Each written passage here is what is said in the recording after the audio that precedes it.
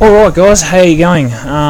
It is Jet Simmer here, and I'm here today with another utility. Now, I've been meaning to get another couple of utilities out that I have used in the past and still use today. Now, one of the major ones, which I'm sure if you don't know, if you do know, it's right in front of you right now, Navigraph H.O.T.A.S desktop. Also with the FMC, which I will just open up for you right now.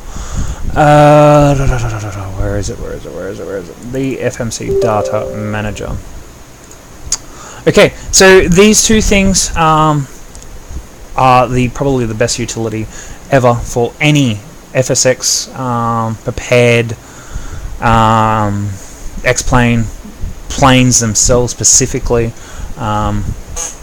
Brilliant add-on to it. It does require a subscription, and I will show you how to get there, and I'll put the details. You shouldn't have seen that. I'm about to upload this video as soon as it's finished, so that's okay. So you want to go to Navigraph there, which I will paste this in the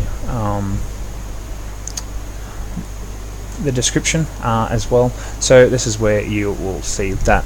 So Navigraph, what is it? It is the navigational data for the FMS for aeroplanes like the PMDG, Zibo mod for X-plane. Yes, it does work. The Qualities aircraft, the one that I just did on my stream, the 787, and a few other things. I think there's a whole list of them. So this is the Navigraph for the FMC. You've also got the charts data as well. Now there is a subscription, so I'm just going to show you what the subscriptions are and how you can sign up for it.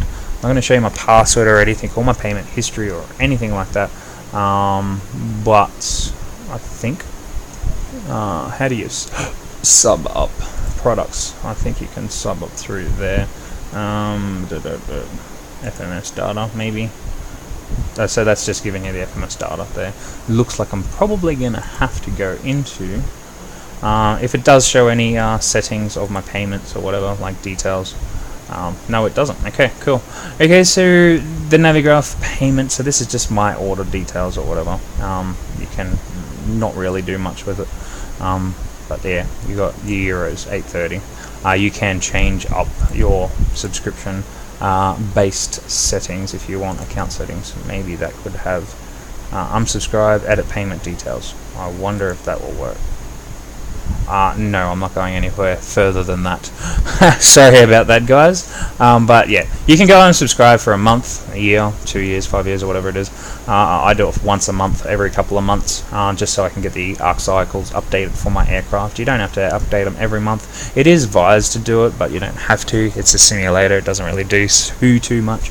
So if you're having problems with like finding decent charts or whatever, this is the site to go. You can come here and download these two things, and you're good to get going.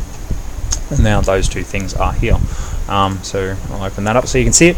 I have the quality wings there, the 757 and the BAE 146 and average J's. Okay, so two exactly the same aircraft, just three different variants in each. Okay. Pro ATC I use, so I have a subscription going into that, and I have all PMD products set as well. Now to find other add-ons and all that sort of stuff, you can come here and you can go boom, scan, boom. Doesn't find anything else. You can also, if you wish, go to add, and you can add a whole bunch of other things. Now, Active Sky Next for XP, Active Sky Next for Prepared, Active Sky Next for FSX. Awesome.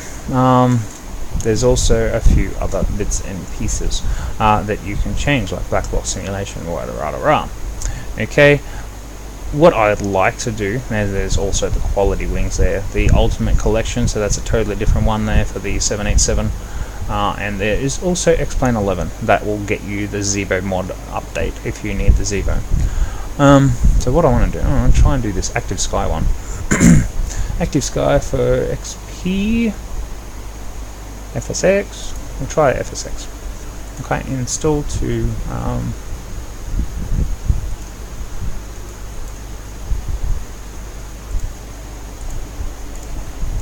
I haven't actually had a look at this, so I don't know.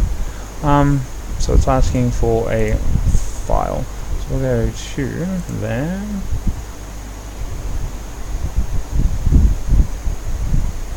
I haven't actually looked into doing any of this, so all we'll do is active.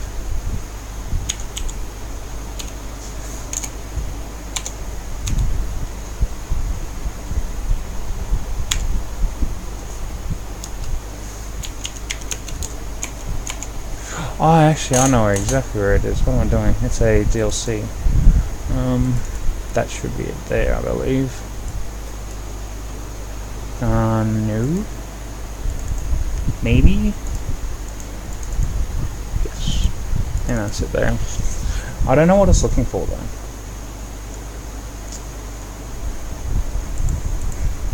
SimConnects Media, whatever it is. I don't know if it's actually looking for anything in particular.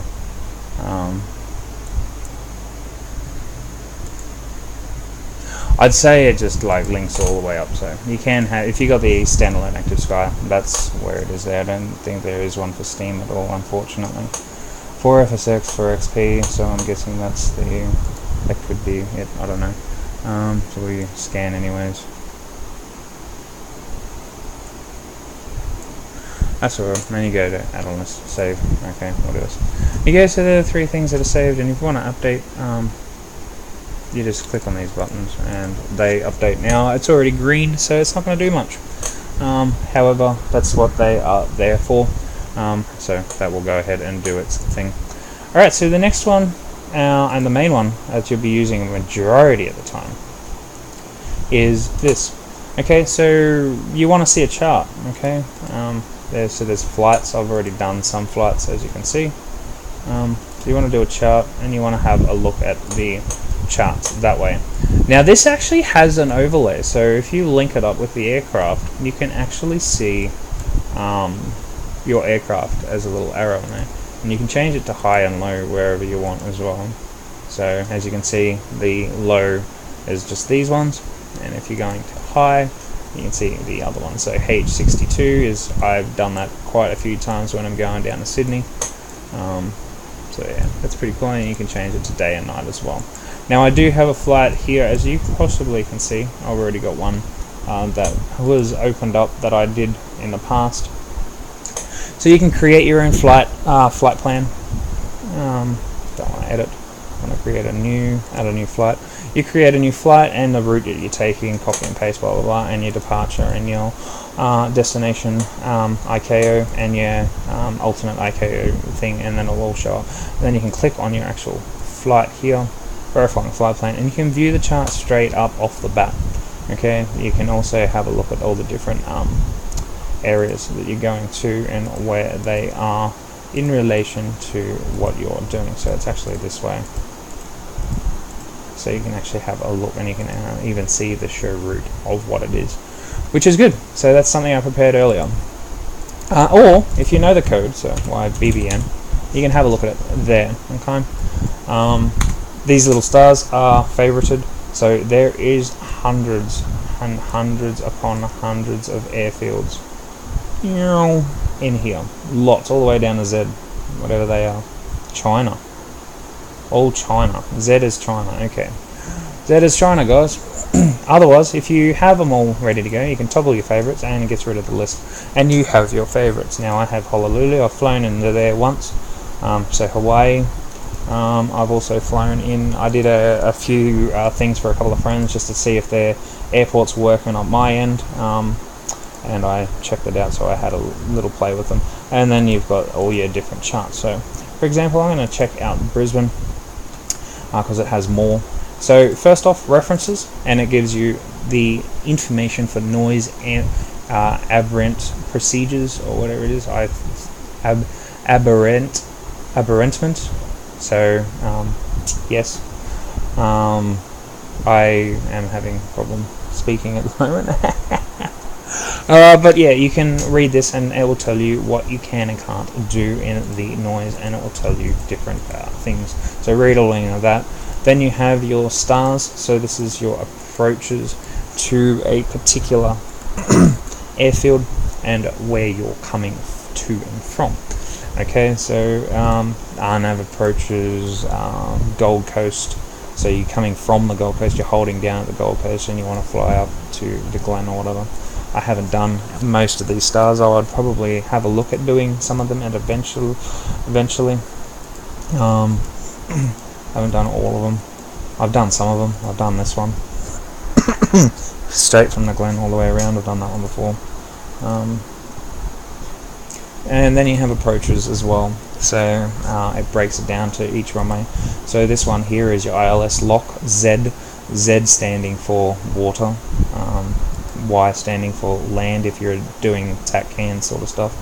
But there's not many differences, I believe, in either one. Yeah, no, there's not much differences. There is some, so the D7.8 there, or the D10.1, just where you're coming in from and all that. But the VOR and all that missed approach stuff is all the same. I believe the ILS and the lock are all the same down the bottom there too. You also have other ones here, so your RNAV-Z and your RNAV-P and your RNAV-M. And you also have a VOR landing as well, so you have all the different types of landings for runway 1. Then you'll have the runway 14, doesn't have an ILS, however runway 14 does have RNAV-Z and the VOR 14 for landing. And then you've got the same similar or the opposite to the first one. So you'll have a look at this. So RNP is based off your FMC. I will probably use a tutorial or two in the stream on the 737 to do that. The GNSS is global something. GNSS, let's have a look at it together. I'm not going to... GNSS meaning... GNSS meaning... Yeah... I used to have it. That's it. Global Navigational Satellite System. Okay, so you can use that as well. And that's from that particular chart. So yeah, basically bloody brilliant. And even these charts with the toggle moving maps button, if I'm flying over here, you'll actually see it on this chart if it's on another screen, so it's kind of a cheat. And then when you get to about here and get close, you'll actually see a little aeroplane coming down, so it's a very big cheat, especially if you're using other aircraft that don't have other things. Then you'll have your airport briefing and information about the airport and all different procedures while landing, all the different parking bays at the international airport, and what the airport has for the guidance system. So it's a good read if you want to learn a little bit more about what goes on behind the scenes at your airport.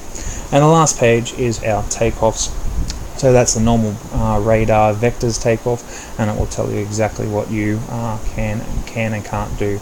So 600, but not before the DER, so 5 nautical miles from Brisbane, VOR, so we cannot depart, and then departing the assigned heading after we hit 600 and the 5 thing. Ascend center 600 and turn to assign. So we've got 600, 600, 600, and obviously we can't leave until 2.5 this side, and 0.5 from that side. So once we hit 0.5 nautical miles or 2.5 nautical miles, then we can go to our assigned heading for our takeoff. Then we have other ones, so departing on a proper SID, so that's a vector. This is a SID.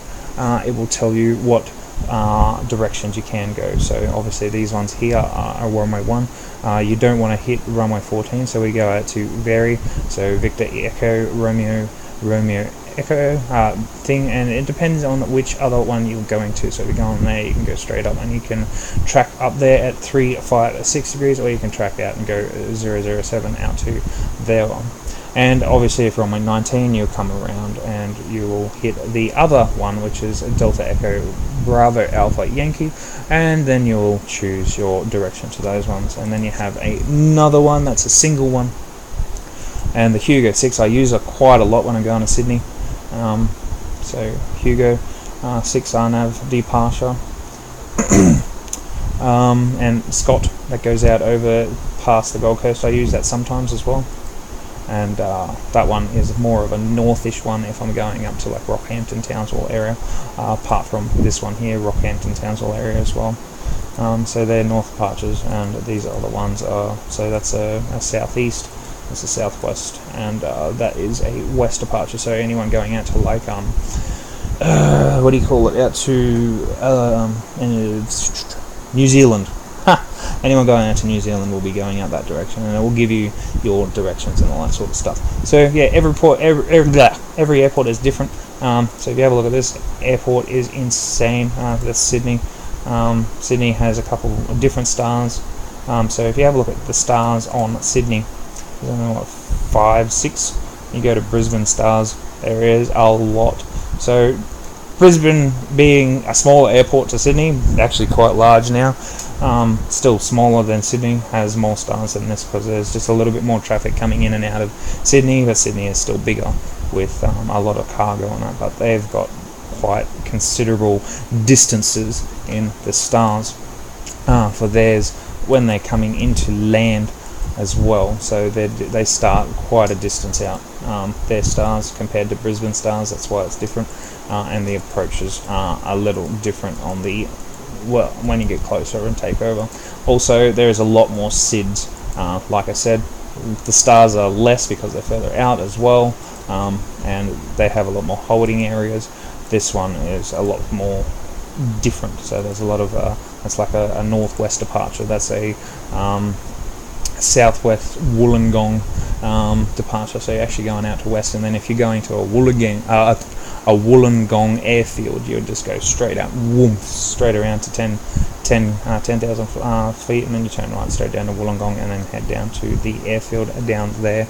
A lot of people do that with the GAE aircraft. Then you got another aircraft all the way out to a direct out to the SID of Echo November Tango Romeo Alpha, and then you got a complete south one to Cappy, and then you got Canberra up to the north, which is more of a north from the was it this one here, entry. So it's more of a north one, or like more over the land than it is out in the water. Then you've got two different ones here, and obviously again, if you want to go down to Wollongong, shoot down, or you go out to Cadom out there. And yeah, so there is a lot of reading to go with all these charts. Now these charts, as you can see, Navigraph charts are intended for flight simulator only, not for navigational use. However, these aircraft, look pretty much 100% very similar to a real one. However, do not use it for actual navigational issues, because the real world navigation updates a lot more than the simulator updates. We update once a month, and I'm pretty sure the week, it almost updates weekly with all the charts and stuff. Even if daily, charts and aircraft are changing daily with the technology that's coming out. So do not use these in a real aircraft. They are designed from the real navigational data, but they're not updated as much as the real navigational data. It's like once a month. So do not use this in real aircraft, but they are very, very similar. But yeah, so thanks guys for watching, and I hope this has been an enlightening effort for you. Remember, it is a subscription, so if you run out, you will not have access to this. But yeah, cool. And thanks for watching, guys. Peace.